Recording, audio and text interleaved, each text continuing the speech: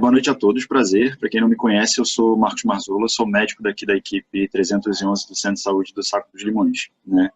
O Saco dos Limões ele é um centro de saúde que conta hoje com cerca de 13 mil de população ativa, e a gente tem 3 equipes de saúde da família bastante diversas, uma com pacientes mais jovens e adultos, outra com um perfil meio misto dentre pacientes jovens e pacientes de vulnerabilidade social, e uma terceira equipe com pacientes de maior quantidade de vulnerabilidade social comparado às outras, né? E a gente tem agora a perspectiva da abertura de uma 4ª equipe e falar um pouquinho do momento de uso de teleatendimento pré-pandemia e pós-pandemia, que eu acho que foi o diferencial, uma vez que a ferramenta já foi muito bem apresentada ali pela Rafaela.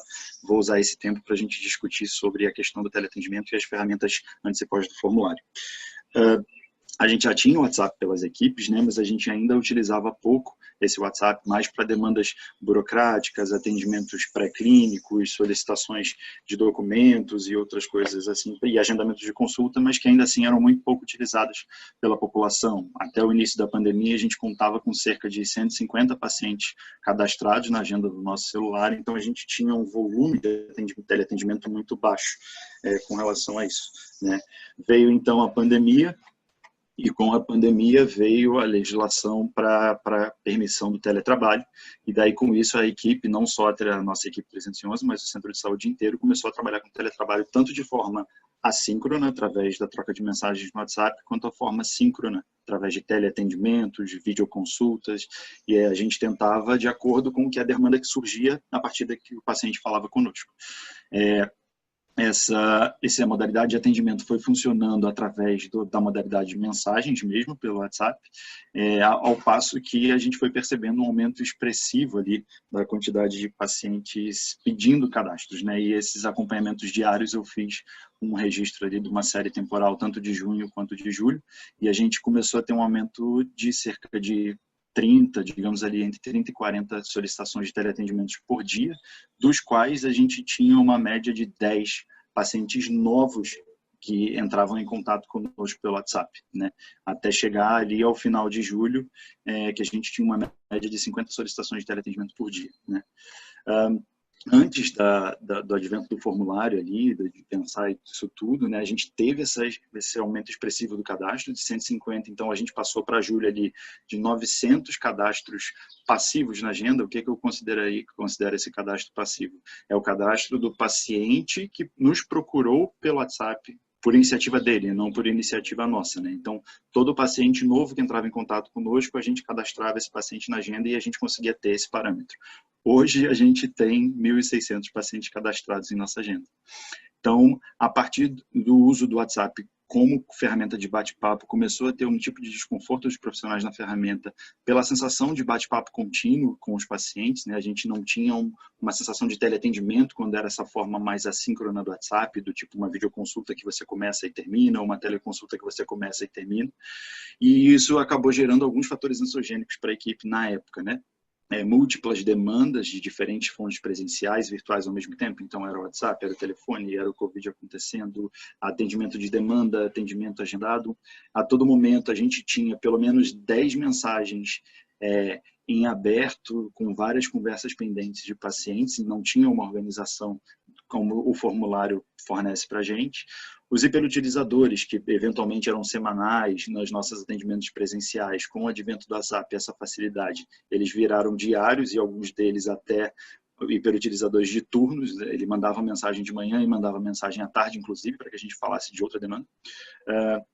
Em momentos de alta demanda presencial, essa questão do teleatendimento se perdia um pouco, que dava uma pressão ansiogênica maior, porque se a gente estava dando atenção do ponto de vista presencial, a gente não tinha força de trabalho para dar atenção ao WhatsApp, e isso acabava se perdendo entre as mensagens ali não organizadas, né?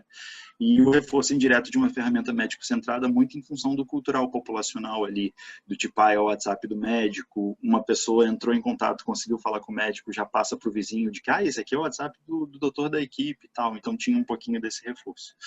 Junto a isso, a gente pensou junto com o R3 um projeto de gestão local de semi-automatização, né?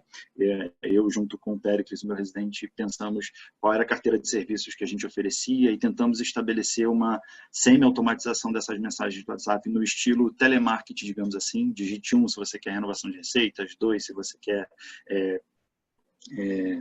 não sei, marcar sua consulta, 3 se é Covid, e aí com isso a gente conseguiria que o agente comunitário de saúde ajudasse a gente, mas não foi possível porque logisticamente acabou não dando muito certo, e com isso problemas de burnout por toda a equipe técnica do CS. Né? Com isso, então, o WhatsApp, a gente implementou, então, o formulário Google na nossa equipe e prontamente já foram para as outras 2 equipes também, assim, foi uma ideia muito bem-vinda.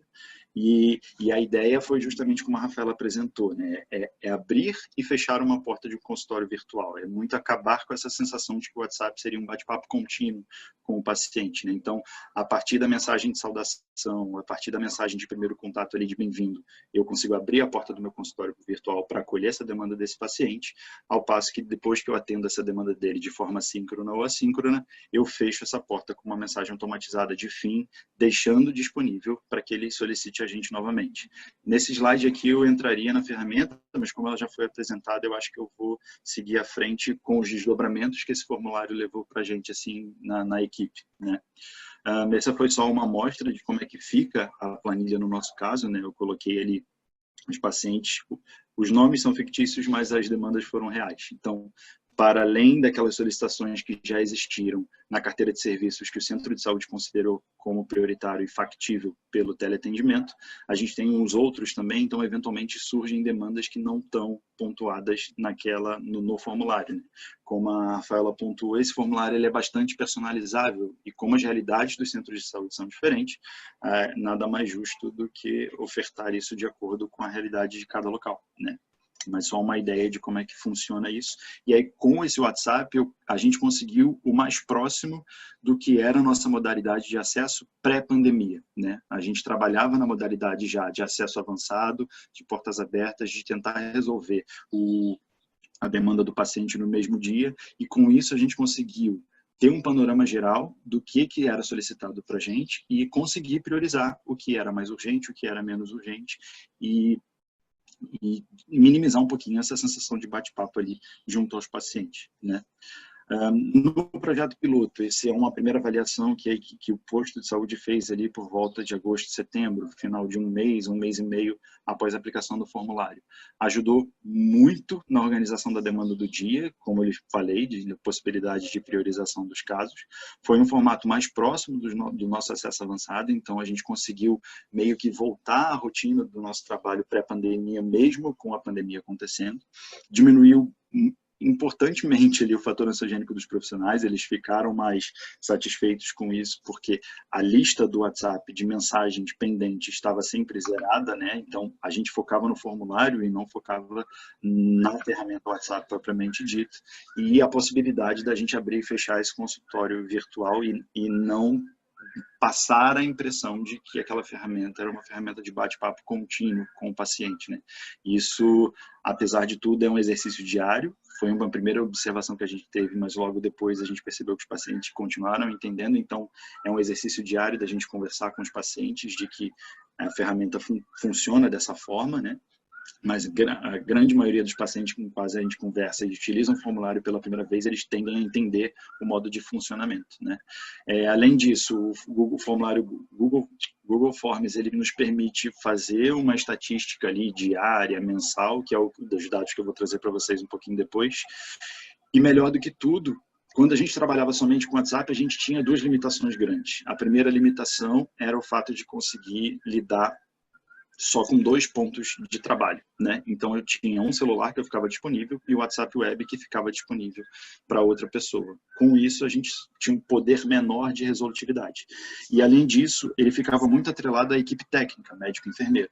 Com a possibilidade do formulário, a gente expande esse horizonte do teleatendimento, não só para os profissionais da equipe técnica, mas também para os outros profissionais da equipe, né? Agentes comunitários de saúde, técnicos de enfermagem podem ter acesso a esse nosso formulário de atendimento e resolvendo demandas que eles se sentem competentes de resolver, como agendamento de vacina, avaliação de certificação de vacina, agendamento de consulta de pré-natal de rotina. Então, o agente comunitário de saúde e o técnico de enfermagem, através de ligações mesmo, não necessariamente precisa responder ele no WhatsApp, ele consegue resolver e ajudar a equipe. Literalmente, a gente conseguiu fazer um trabalho em equipe, né? Então, isso foi bem interessante com a aplicação do formulário. Reflexões que a gente teve que fazer foram as equações e particularidades dentro do próprio CS, né? Como eu expliquei no início da apresentação, o posto ele tem perfis populacionais diferentes e, em função disso, o modo como a carteira de serviço foi oferecida, ela foi adequada, né? Como a própria Rafaela falou, quanto mais informação, mais o paciente cansa, ele não consegue, ele desiste de ler, não é uma ferramenta para ser burocratizadora, tem que ser uma ferramenta de facilitar. Então, em algumas equipes a gente teve que facilitar, inclusive, a linguagem nesse sentido, né?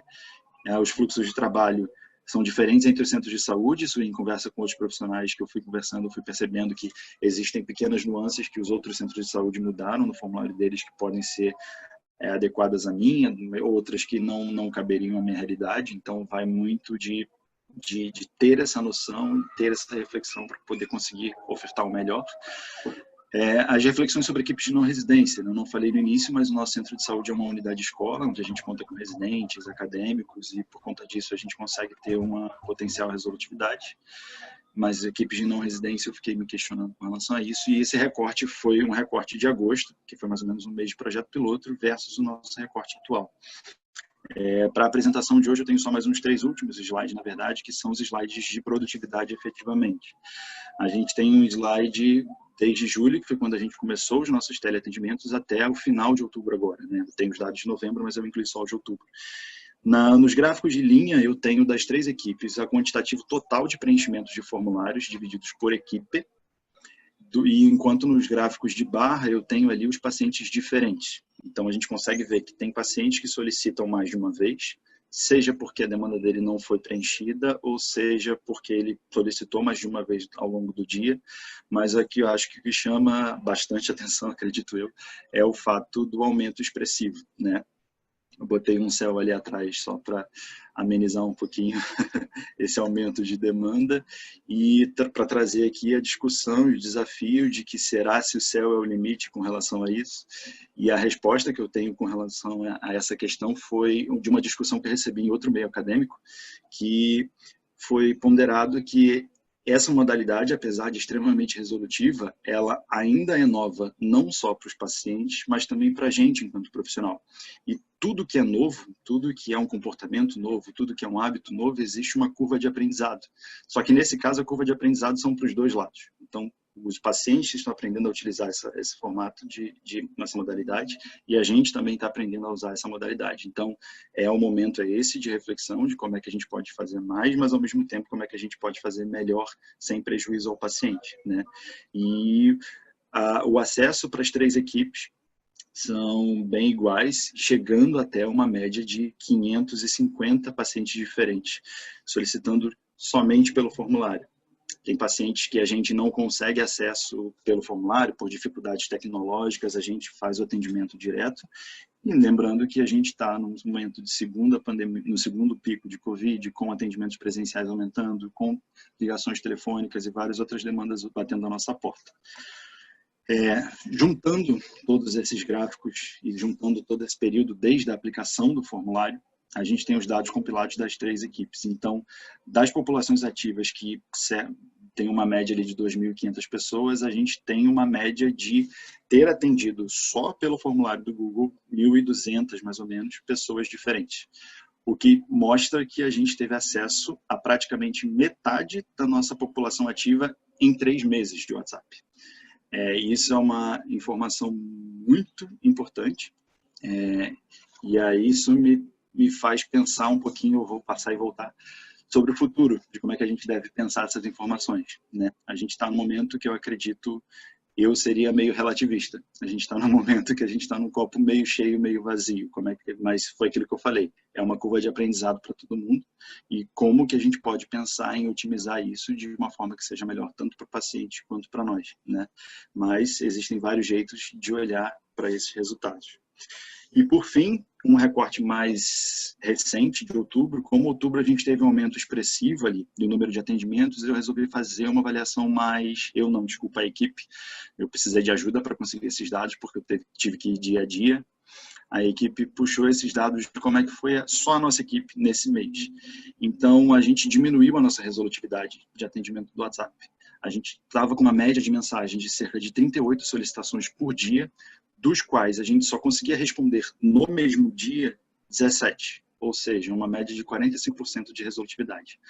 Ainda assim, a equipe como um todo conseguia resolver 50 demandas de WhatsApp por dia, fora todas as outras demandas presenciais, né? Então, a gente teve um tempo maior para essas respostas do WhatsApp, em função, obviamente, do aumento expressivo ali de solicitações e de pacientes diferentes acessando a gente. Copo meio vazio, porque modificações acredito que precisam ser